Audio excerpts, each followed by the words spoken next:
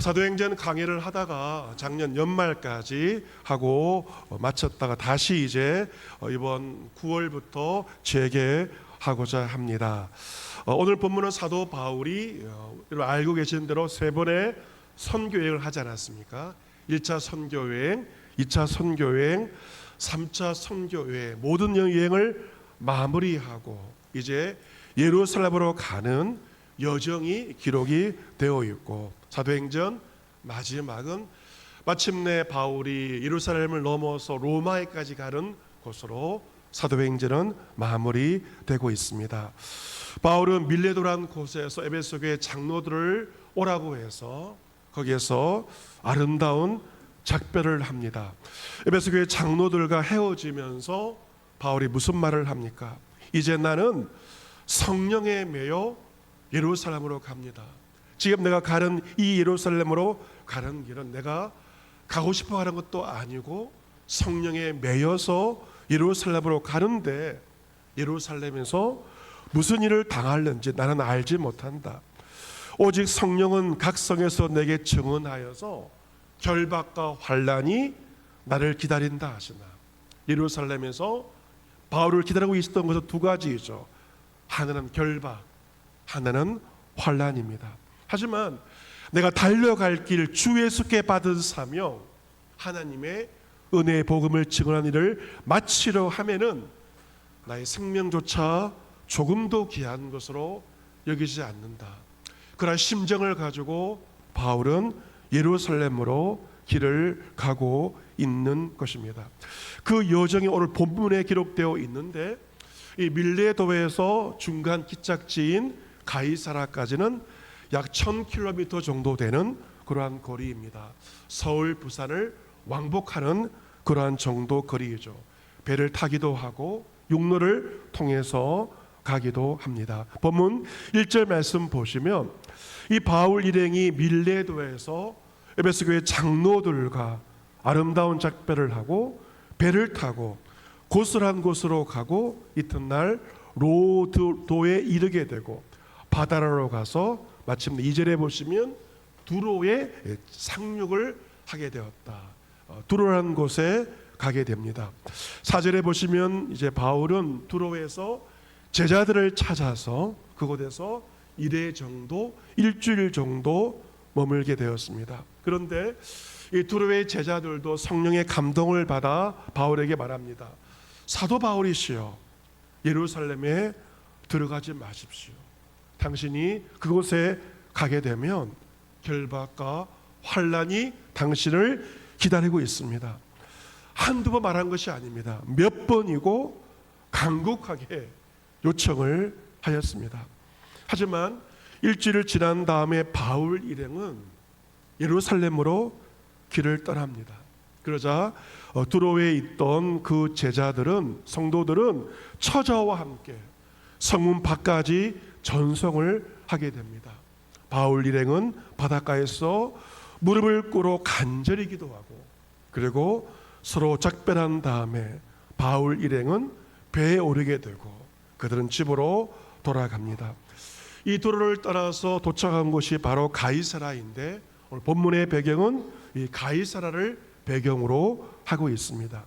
이 가이사라는 해변에 있는 도시이고, 그래서 이 로마의 황제를 기뻐하기 위해서 만든 그러한 도시가 바로 이 가이사라인데, 초대교회 7 집사, 스데반을 비롯한 7 집사가 있지 않습니까? 그 가운데 하나였던 이 빌립이라는 사람이 이제 이 가이사라에 와서 복음을 전하고 살게 되었고 교회를 세우게 되었는데, 바울 일행은 이 가이사라에 도착해서 빌립의 집에 들어가서 머물게 됩니다. 이 빌립에게 딸 넷이 있었는데 이 넷이 처녀였지만 성령의 감동을 받아 예언하는 그러한 자매들이었습니다. 이처럼 바울 일행이 여러 날 동안 빌립의 집에 머물러 있을 때 아가보라고 하는 한 선지자가 유대로부터 내려와서 빌립의 집에 오게 됩니다. 이 아가보가 바울의 허리띠를 가져다가 자기의 수족 손과 발을 잡아 매게 됩니다. 깜짝 놀랐을 것입니다. 그리고 말합니다. 성령이 나에게 예언하셨다. 그것은 바로 예루살렘에서 유대인들이 이같이 이띠 임자가 바울인데 바울을 결박하여 이방인의 손에 넘겨주리라.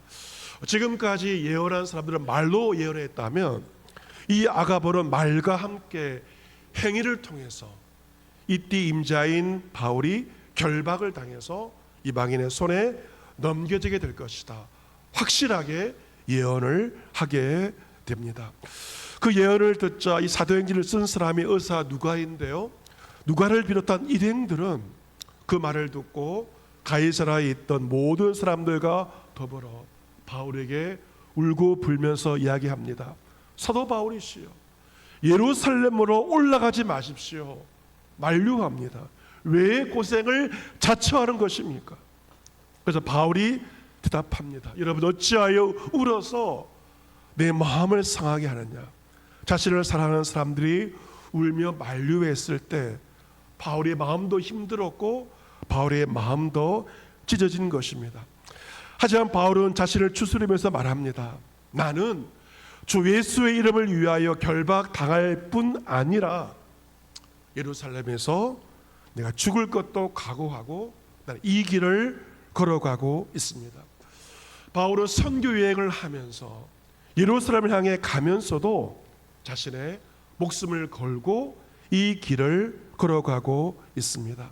예수님의 이름을 위해서, 예수님을 위한다면 결박당하는 것은 물론이고 내가 죽을 각오를 하고 나는 이 길을 걸어가고자 합니다.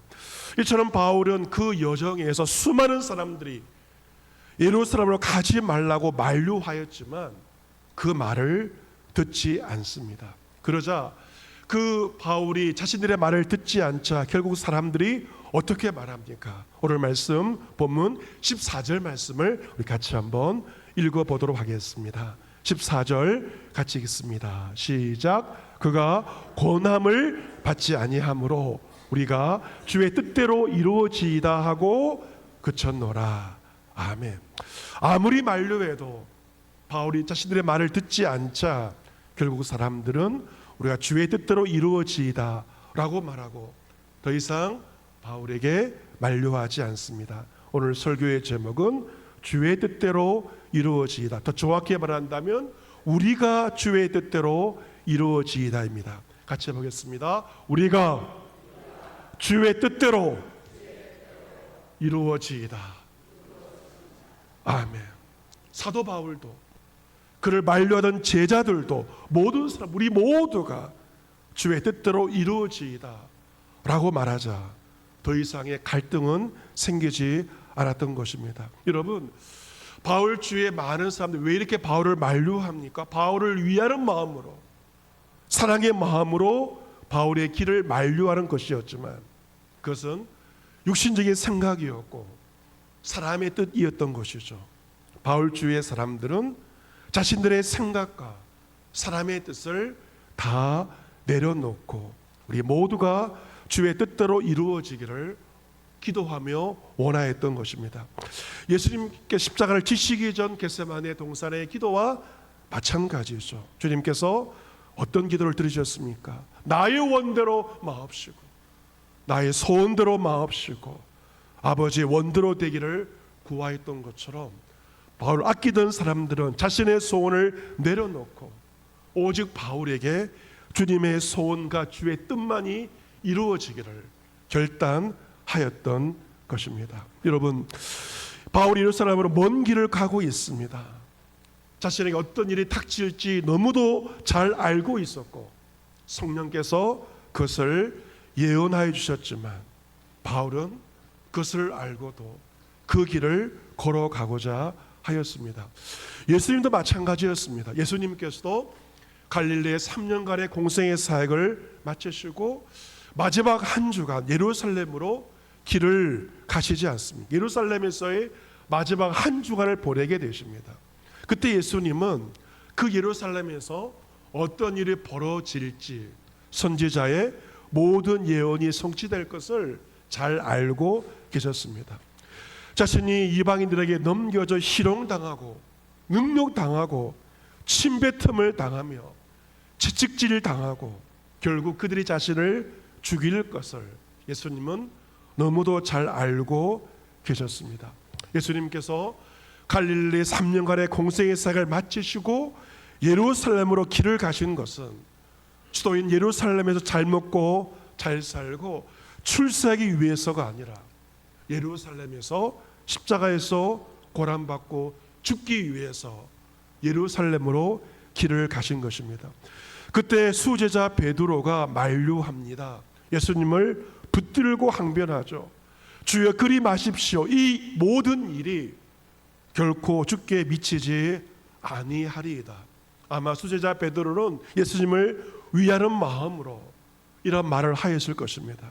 하지만 예수님은 베드로에게 말씀하십니다. 사탄아 내 뒤로 물러가라. 너는 나를 넘어지게 하는 자로다. 내가 하나님을 생각하지 아니하고 도리어 사람의 일을 생각하는도다. 베드로 주님을 위하는 것처럼 보였지만 그것은 사람의 일이었고 하나님의 일을 생각하지 아니하였던 것이고 예수님은 베드로의 만류를 물리주시고 제자들과 함께 예루살렘으로 고난의 길 십자가를 지시기 위해서 그 길을 걸어가셨던 것입니다. 예수님께서 하나님을 위하여 예루살렘으로 그 길을 가셨던 것처럼 제자 사도 바울은 예수님을 위하여 고난받을 것을 뻔히 알면서도 성령의 이끄심 가운데 예루살렘으로 그 길을 가고자 하였습니다. 사랑하는 성도 여러분, 오늘 9월 첫 주일을 맞이해서 본격적으로 이제 가을 하반기가 시작되고 교회 모든 사역도 이제 시작이 됩니다. 이 절기상 오늘이 백로인데요. 흰 이슬이 맺힌다는 백로이지 않습니까? 일교차가 커지고 가을이 왔다는 것이 이슬이 우리에게 말해주고 있습니다. 이 가을 우리가 어떤 길을 걸어가야 될 것인가? 그것은 바로 사도 바울처럼 예수님을 위한 그 길을 저와 여러분은 걸어가야 할 것입니다. 어쩌면 그 길은 꽃길이 아니고 가시밭길일 수 있습니다. 그 길에 어떠한 어려움이 찾아올지도 모릅니다.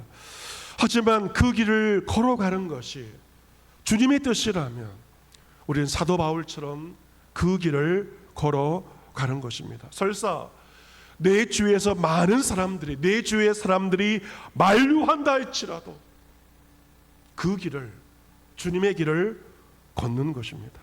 나의 뜻, 너의 뜻이 이루어지는 것이 아니고 오직 주님의 뜻이 이루어지는 것입니다. 여러분, 우리 인생길을 걸어갈 때 우리의 생각이 다를 수 있으며 남편과 아내의 생각이 다를 수도 있죠. 부모와 자식의 생각이 다를 수가 있고 성도 간의 생각이 다를 수가 있고 다툴 수도 있죠. 하지만 우리는 그 모든 다름과 다툼 가운데서 중요한 것은 주의 뜻을 구할 수 있어야 되고 오늘 말씀처럼 우리가 주의 뜻대로 이루어지이다 라고 결단하고 고백할 때 우리 사이에 있는 논란과 다툼은 그쳐지게 될 것이고 우리는 한마음 한뜻 되어 주님의 길을 걸어갈 수가 있을 것입니다.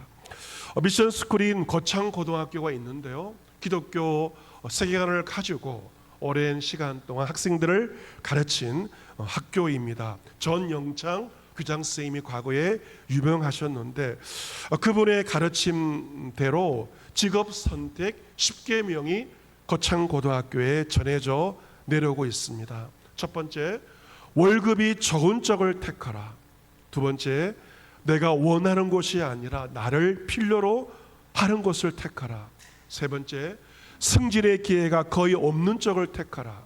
네 번째, 모든 것이 갖추어진 곳을 피하고 처음부터 시작해야 하는 황무지를 선택하라. 다섯 번째, 앞을 다투어 모여드는 곳은 절대 가지 마라. 아무도 가지 않는 곳으로 가라. 여섯 번째, 장래성이 전혀 없다고 생각하는 그곳으로 가라.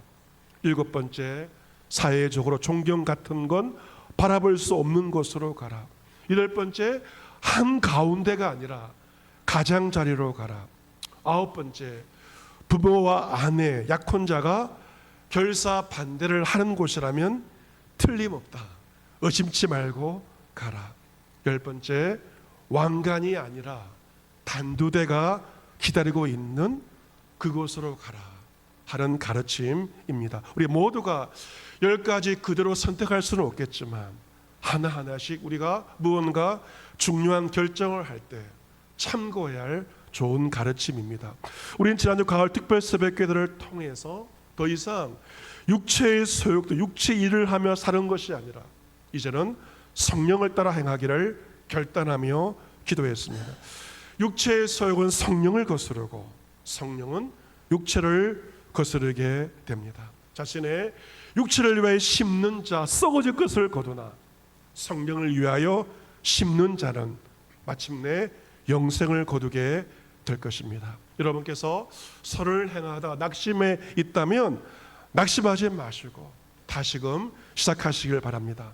포기하지 아니하면 때가 이르면 반드시 열매를 거두게 될 것입니다. 성령을 따라 행한다는 것은 결론적으로 오직 예수의 십자가만을 자랑하는 것입니다. 나를 자랑함이 아니라 세상을 자랑함이 아니라 예수 그리스도의 십자가를 자랑하는 것이고 내 몸에 예수의 흔적, 고난의 흔적을 지니고 주님 가신 그 길을 따라가는 것입니다. 여러분, 내 몸이 힘들다고 하지 않는 것이 아닙니다. 내 몸이 아무리 힘들어도 주님의 뜻이라면 그 일을 하는 것입니다. 이 가을 여러분께서 중요한 것을 결정할 수 있습니다. 직업과 가정의 중요한 일들을 결정할 때 육신의 뜻이 아닌 사람의 뜻이 아닌 성령의 인도하심 가운데 주의 뜻을 구하며 주님께서 무엇을 기뻐하실까 그것을 생각하며 결정하시기를 바랍니다. 우리가 주의 뜻대로 이루어지이다 이 말씀 한 주간 묵상하시기를 바랍니다. 이 가을 우리가 주의 뜻대로 이루어지이다 예수님처럼 사도 바울처럼 오직 주의 뜻을 이루기 위해서 내가 겪어야 될 모든 결박과 환난까지 마다하지 않고 오직 성령의 인도하심 가운데 십자가의 그 길을 주의 길을 걸어갈 수 있는 여러분 모두가 될 수 있기를 길과 진리와 생명 되신 예수 그리스도의 이름으로 축복합니다. 아멘.